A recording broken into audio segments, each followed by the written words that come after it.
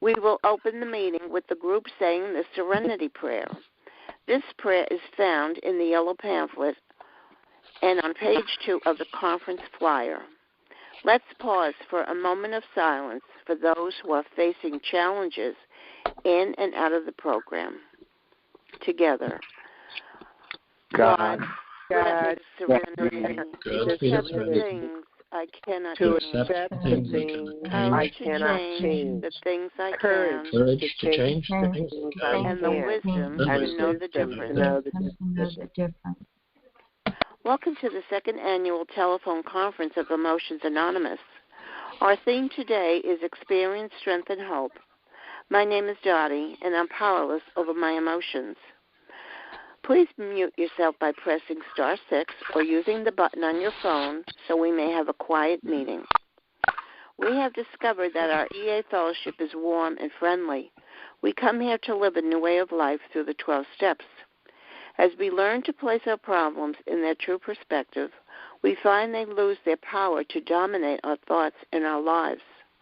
The meeting is open for anyone who would like to share your first name and where are you calling from. Press star 6 to unmute and again to mute after you share.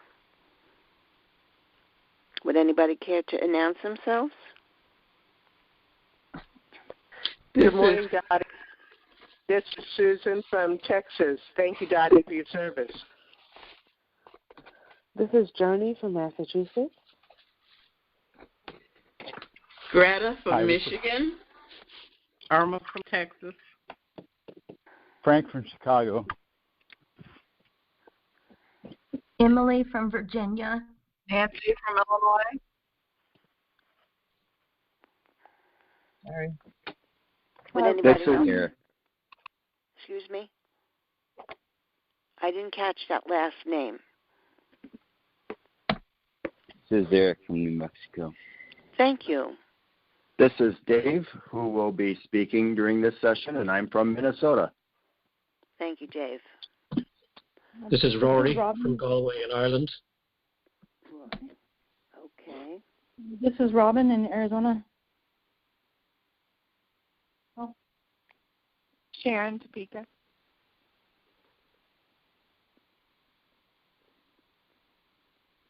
Thank you, everyone.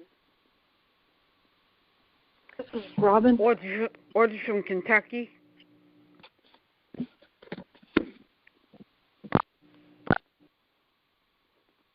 Anyone else?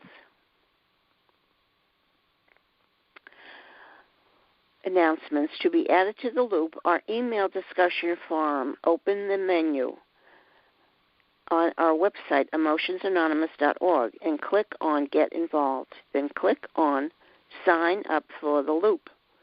EA has a monthly newsletter called the EA Connection. To find it, go to the home page of our website and then click on Literature. You may also call the EA International Service Center at 651-647-9712 to receive the connection by mail. At our meetings, we use first names only, and many of us add, powerless over my emotions. Comments made here are treated confidentially to uphold our tradition of anonymity. Anonymity assures us that only we have the right to make our membership in EA known to others.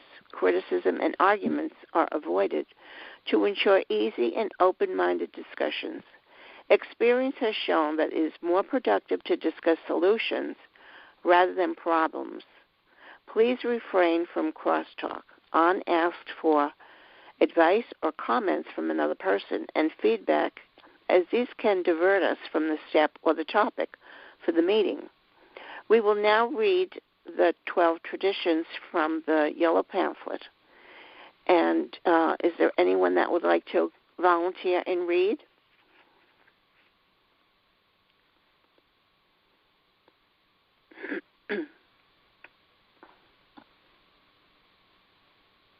You'd have to unmute yourself if you want to read. This is Rory. I can help with that. Thank you, Rory.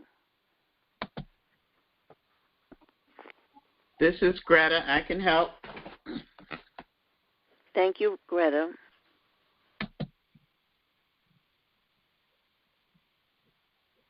We could use two more readers. This is Robin. Thank Can you hear me? Robin. Yes, I can. Thank you, Robin. This is Cheryl. I can help. Cheryl. Thank you, Cheryl. Okay. We'll begin with the 12 traditions. And we'll begin with Rory, and then Greta, and then Robin, and Cheryl. Thank you. Thanks, Dottie. Rory, powerless over my emotions. The 12 traditions of Emotions Anonymous. 1. Our common welfare should come first. Personal recovery depends on EA unity. 2. For our group purpose, there is but one ultimate authority, a loving God as he may express himself in our group conscience. Our leaders are but trusted servants, they do not govern. 3. The only requirement for EA membership is a desire to become well emotionally. Pass. 4. Each group should be autonomous except in matters affecting other groups or EA as a whole. 5. Each group has but one primary purpose, to carry its message to the person who still suffers from emotional problems.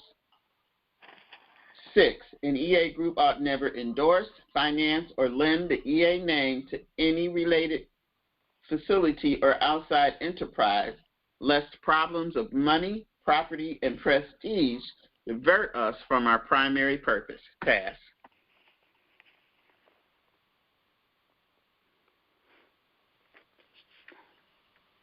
Pass to Robin. Oh, how many do we read? 3. You'll be reading 7, 8, and 9. Okay. I'm Robin. 7. Every EA group ought to be fully self-supporting, declining outside contributions. 8. Emotions Anonymous should remain forever non-professional, but our service centers may employ special workers. And 9. EA as such ought never be organized, but we may create service boards or committees directly responsible to those they serve. This is Cheryl, powerless over my emotions. 10. Emotions Anonymous has no opinion on outside issues. Hence, the EA name ought never be drawn into public controversy. 11. Our public relations policy is based on attraction rather than promotion. We need always maintain personal anonymity at the level of press, radio, and films. And 12, anonymity is the spiritual foundation of our traditions, ever reminding us to place principles before personalities. Pass. Thank you for your service. And our subject for this session is sponsorship. We are very happy to have Dave sharing with us this morning. Dave, you may share for 20 to 30 minutes. I will let you know when you have 5 minutes left. Go right ahead, Dave. Okay, I'm unmuted, I think. Can you hear me? Yes, I can hear you. Very good. Hello, my name is Dave, and I'm powerless over my emotions, and I'm on a joyful journey.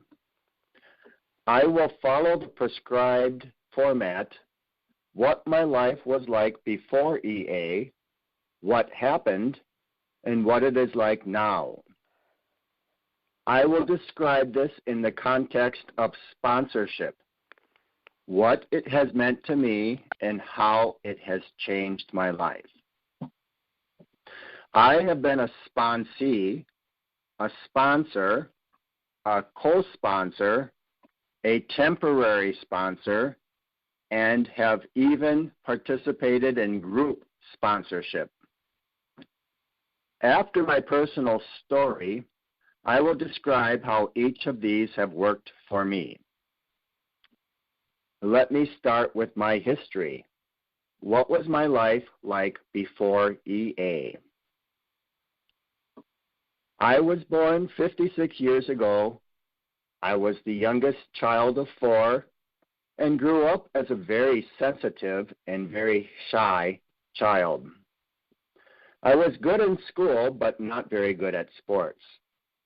This led to some feelings of inadequacy, and I didn't have a lot of self-esteem. As I went through junior high and high school, I became more confident and got more friends.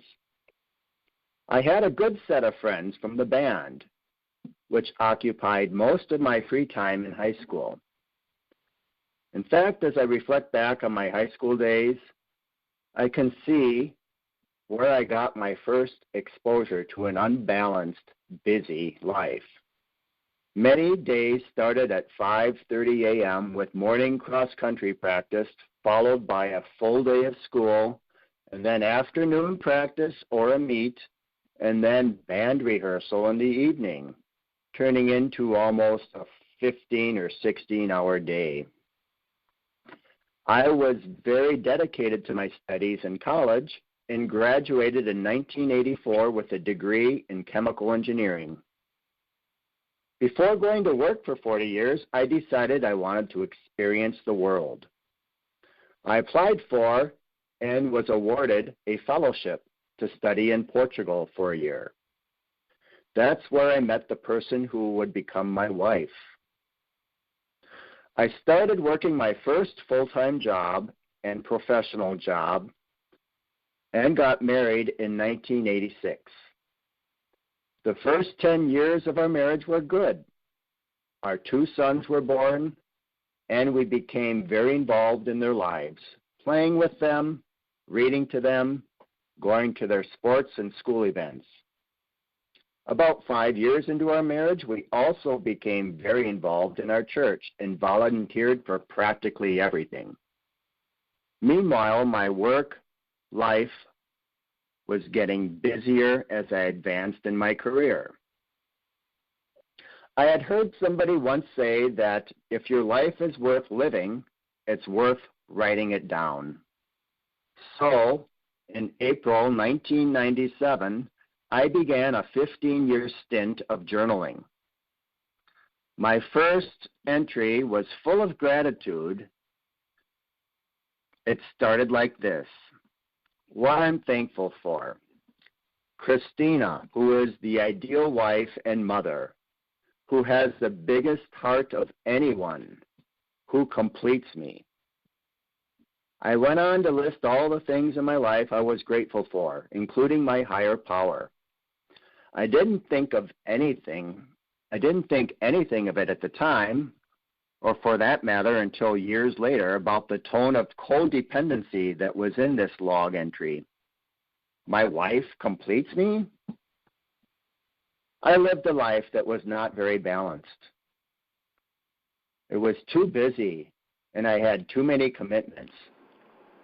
The time I did have for myself, I spent on unhealthy habits in a downward spiral that led to a couple of bad addictions.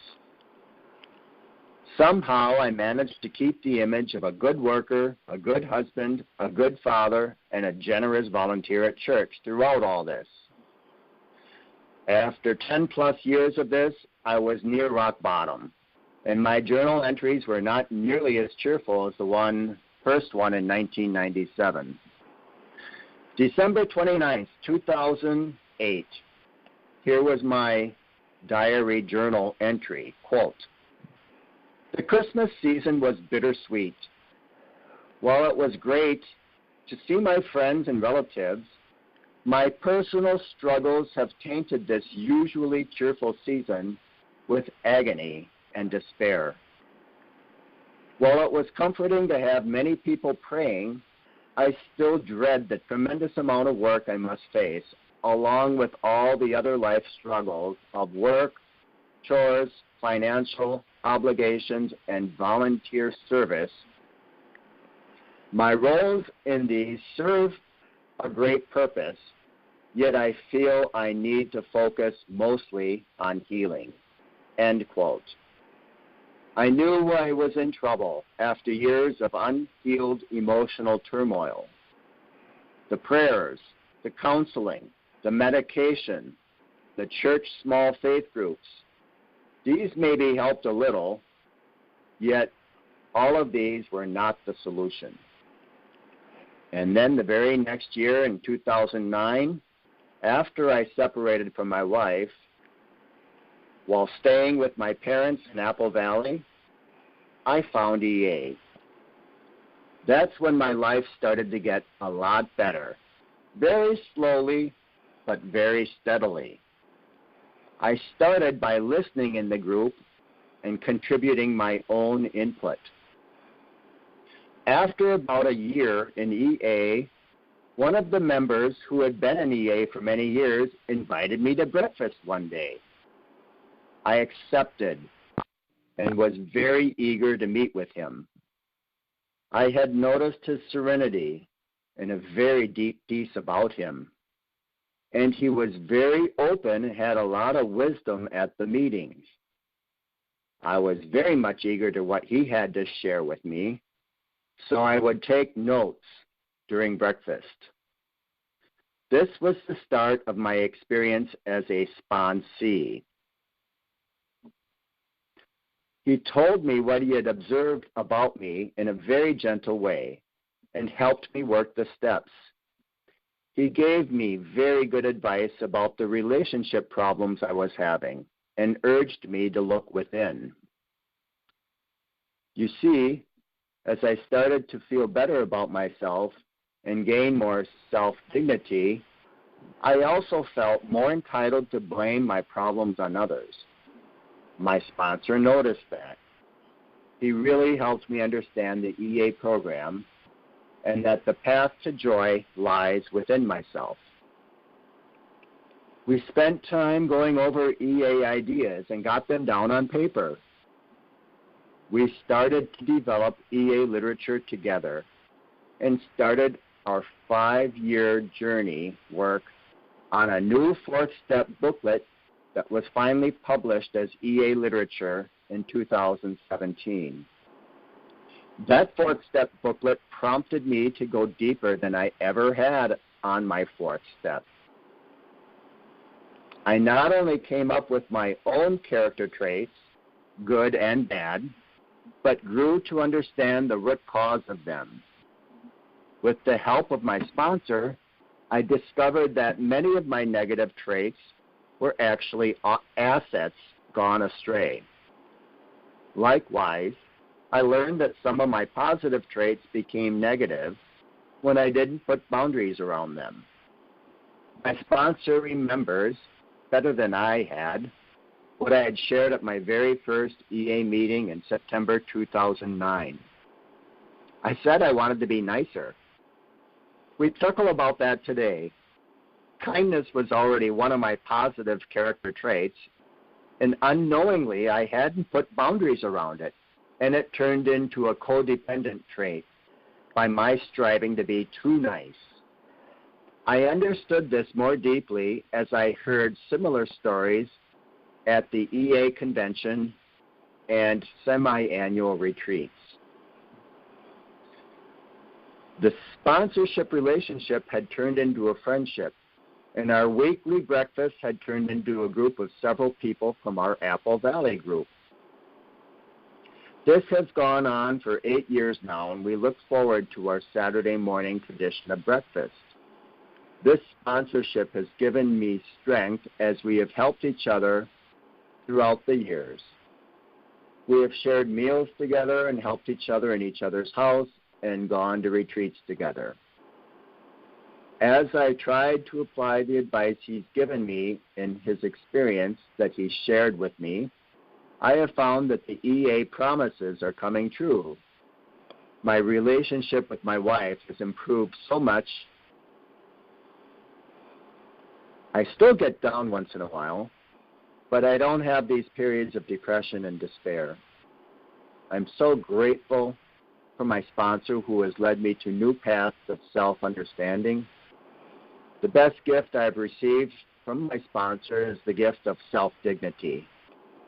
The victory I have received over my most difficult trait, shame. That has been my experience as a sponsee. During the year of the sponsor in EA 2016, I volunteered at our group meeting to be a sponsor myself. Here are the fears of my being a sponsor. Am I good enough? Am I experienced enough? Will it take too much of my time? If the sponsorship relationship goes bad, will I feel shame? I became a sponsor for someone who requested this relationship after an EA meeting. I felt a bit intimidated because although I had been in EA longer, he had a lot more 12-step experience. As we shared, we found we had a lot in common. We had struggled with the same addiction and found a connection there.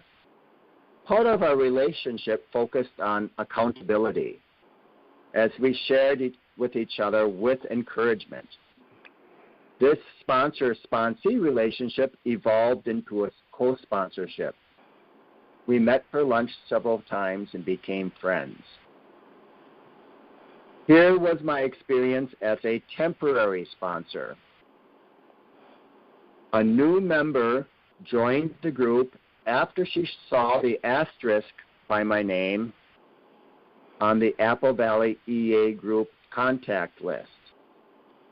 She noticed I was willing to be a sponsor. She called me and shared her struggles with me. She seemed to focus on how others had affected her, and I gently tried to bring her back to working the steps, just as my sponsor had done for me. I listened patiently, and some of our initial conversations lasted for over an hour. She seemed to suffer from another addiction that I perceived was interfering with our ability to work the EA program. Eventually, she stopped calling and stopped attending EA, until one day, several months later, she showed up at another EA meeting. Just one time she showed up. She participated in the step that night and seemed a lot more serene than several months earlier. I was surprised when she approached me after the meeting and made an amend to me. We hugged. I forgave her, although I felt there was little to forgive. That turned out to be a temporary sponsorship with a good outcome. I consider our group breakfast tradition on Saturday mornings to be a type of group sponsorship.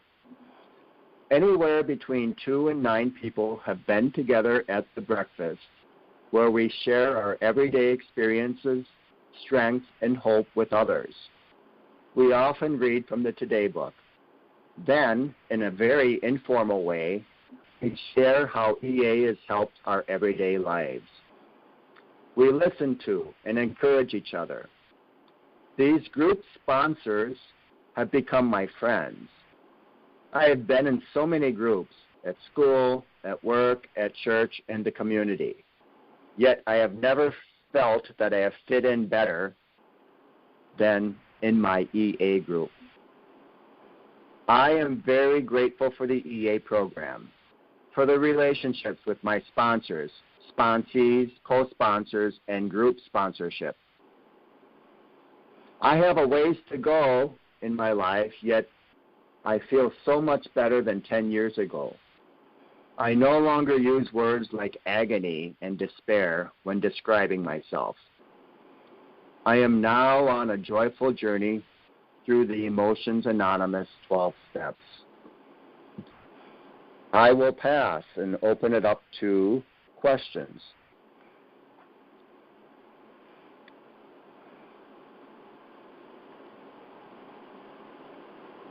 Thank you very much, Dave, for sharing.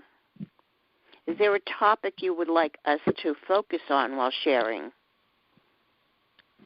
Well, let's focus on the topic at hand, is sponsorship, and I'd love to hear your experiences either as a sponsor or a sponsee.